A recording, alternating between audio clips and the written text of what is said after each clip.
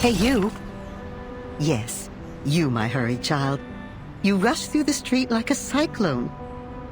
Where are you going? A show. A show. So you came to Vienna for the love of stories, that's for sure.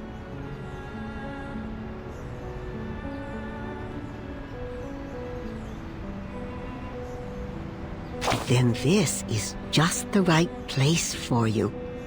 A place where the floors are decorated with gold, where music sings along with the stories. Even a newcomer could be entranced here.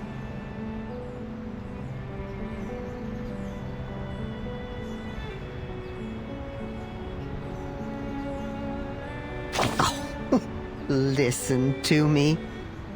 You must not be a newcomer, but a true connoisseur. Well, before you leave, may I ask a simple question?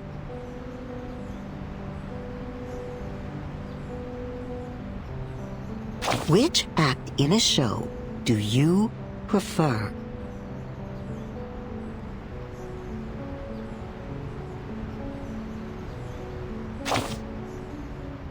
Ah, well begun is half done.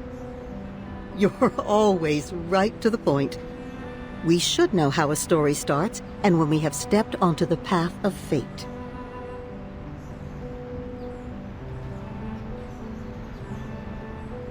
Do you know which act I love the most? Not Act 1, nor 3, or 5.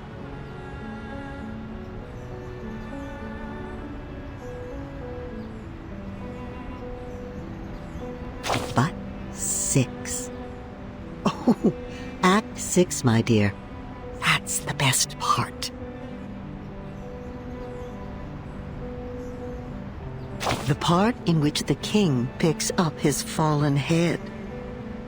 The knight pulls out the sword in his chest. The bodies stand up, dust their clothes, and come to the front of the stage, bow to the audience, and receive their applause.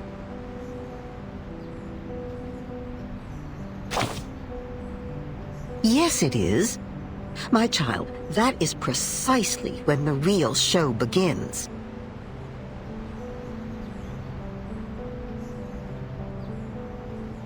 I have a good script here.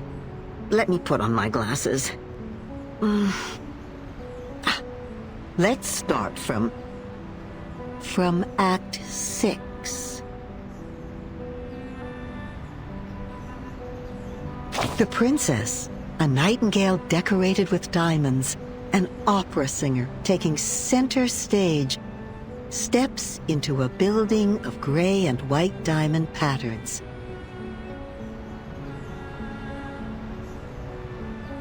And the curtain falls forever. The smile on her face seems too serene. She is still dreaming. Her madness keeps them on alert, but in the court she seems so meek and mentally steady, like a docked boat on calm waters. Nodding elegantly to every gentleman she meets, she makes the shackle on her neck look like a piece of dazzling jewelry.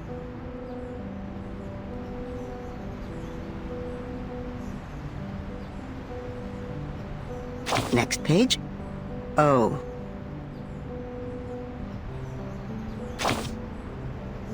In a transparent room under an unyielding limelight, her dignity is stomped on, like a silk handkerchief thrown on the ground.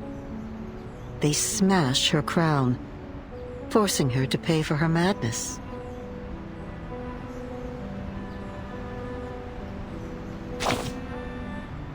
No, not anymore.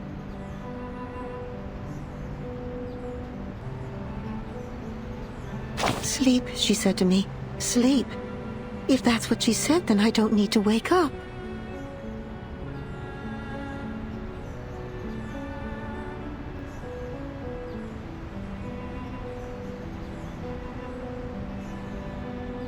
That's when the star falls into an everlasting dream. The blinding light becoming a spotlight on the stage, the empty room carrying the best reverberations. She has never been so calm. Everything beautiful in her is there forever, frozen in time.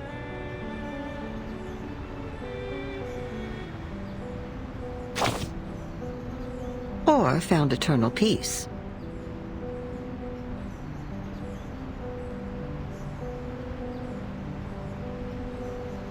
Her world has become the performance, a show that never ends.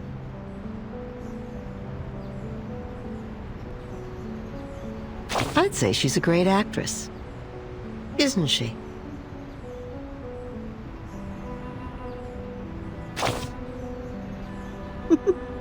My dear, you are indeed a great connoisseur.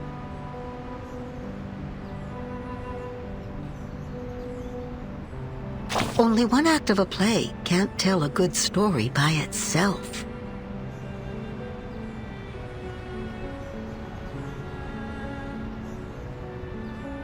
Oh, forgive my ramblings. The golden curtain has risen.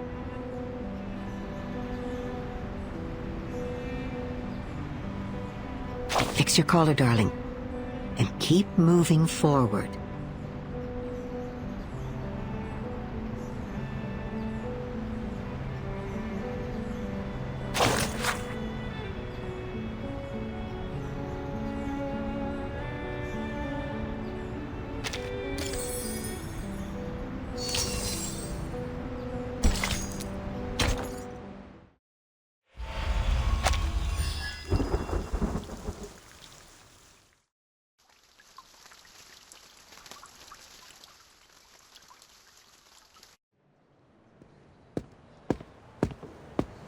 Meine Damen und Herren, willkommen!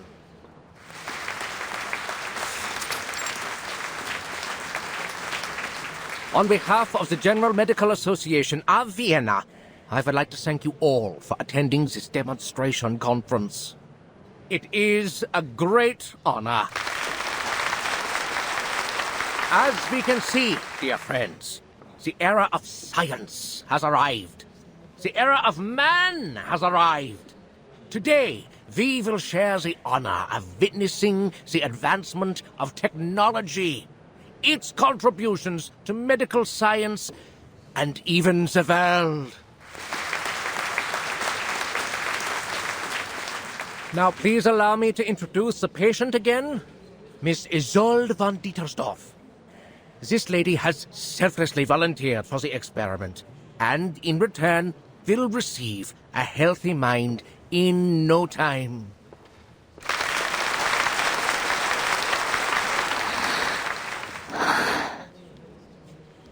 She's been living a miserable life due to hysteria. How terrible it is for a young woman like her. As we all know, mental illness is taking an increasing toll on our country. Even suicide has become more rampant. The tragedies are piling up, and our dear lady is in excruciating pain as we speak. Thanks to the development of medical science, we can again be rescued from the abyss of pain. As I said before, the electroshock therapy uses the most advanced technology available. The medical use of electricity dates back to the 18th century.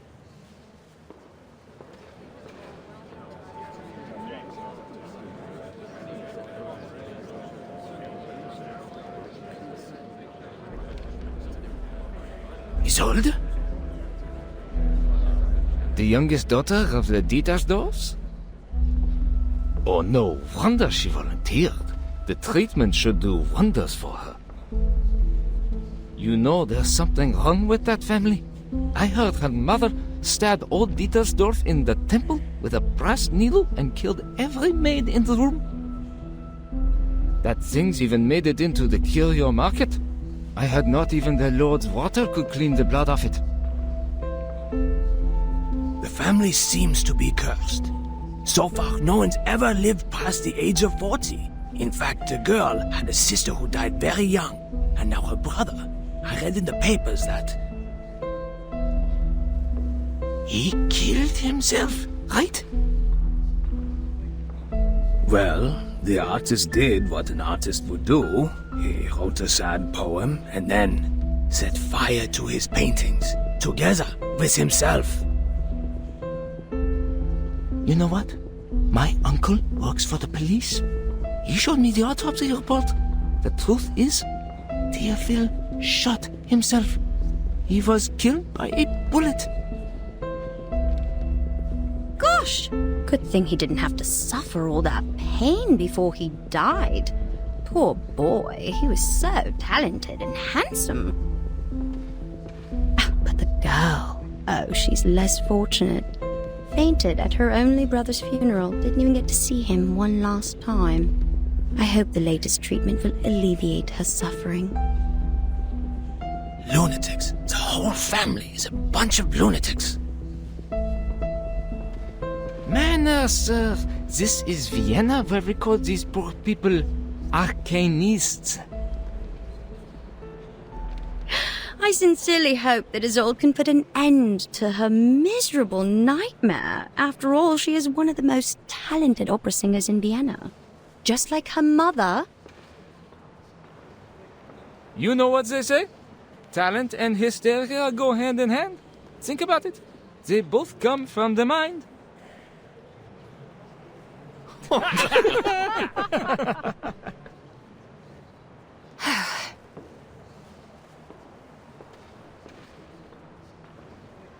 Quiet, please. The treatment will now begin. Are you ready, Miss Dietersdorf? Yes.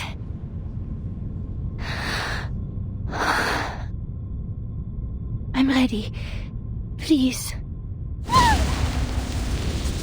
3, 2, 1. Okay.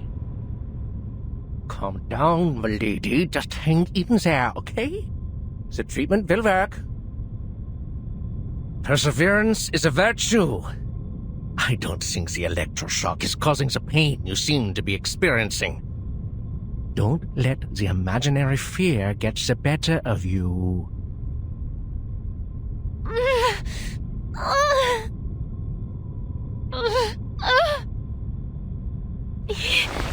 Yes. Good. Now we'll begin stage 2. The voltage will be slightly increased. Please get ready, Miss Dietersdorf.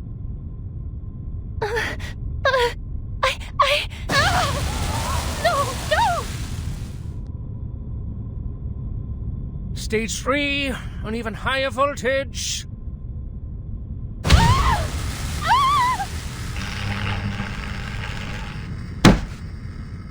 Enough! Forgive the interruption, Dr. Schwartz, but I need you to stop the treatment immediately.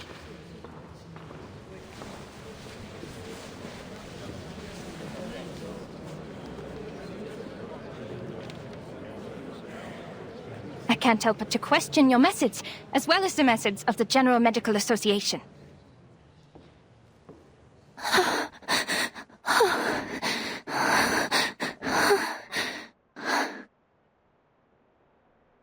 Your electroshock therapy is a gross violation of humanitarian principles. Judging from what I just saw, it only brought the patient meaningless pain and didn't help her condition one bit. Unless, of course, you intend to use physical pain to distract the patient from her mental pain.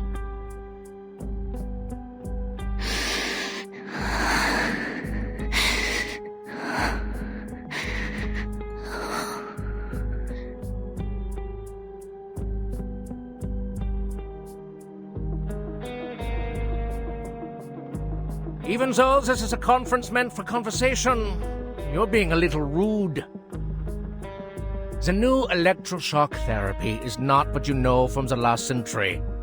Now that man has tamed electricity, there's no doubt that the EST is the best choice for treatment. You shouldn't take it at face value, because it's not like the underlying principles are the same as that frog experiment, huh? My treatment is supported by systemic theories and reliable references, and it is approved and sponsored by the General Medical Association, which means it's reasonable and legitimate. Well, you are, correct me if I'm wrong, a social activist known for her little arcane tricks, Miss Cacania. Or should I say, Miss Clara? As far as I know, you don't even have a medical degree.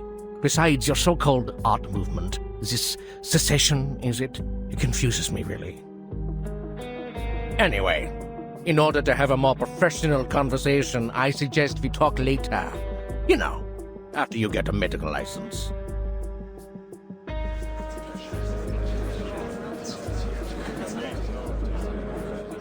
No, Dr. Schwartz. This conversation has nothing to do with my personal identity or experience. I'm only asking you as a citizen of Vienna and as a human being with empathy. How can you not see that she's suffering? Have you been thoroughly brainwashed by the supposed authority of medical science? Or have you two been blinded and deafened by hysteria? Oh! You rude little... Please allow me to reiterate, the EST is an advanced and reliable treatment. Besides, Miss Dietersdorf has signed an agreement before we started. The experiment is conducted under mutual consent. Your objection is of no use, and it is even harmful to the patient's interests. But we always welcome debate. Since you question my methods, please be my guest and indulge us with your thoughts on her condition. As I understand it, Mr. Sigmund Freud published his studies on hysteria in 1895.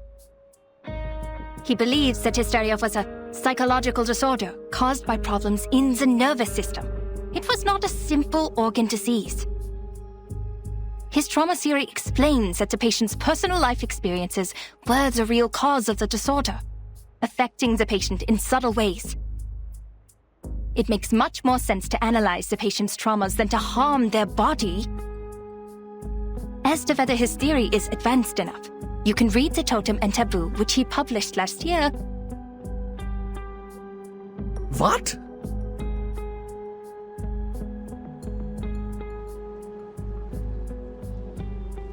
Freud. Freud! The man who told people to marry their mothers and kill their fathers. The one who couldn't get a word in when his patients spewed insanity. It took him 17 years to become a professor, for God's sake. Miss Clara, I've tolerated your immature antics, and I always welcome advice and opinion, as long as they're rational and reasonable. It's just, how could you challenge me with such an amateur theory? You insult me as a gentleman, and you insult my reputation. What? Dr. Schwartz, I did not mean to insult you.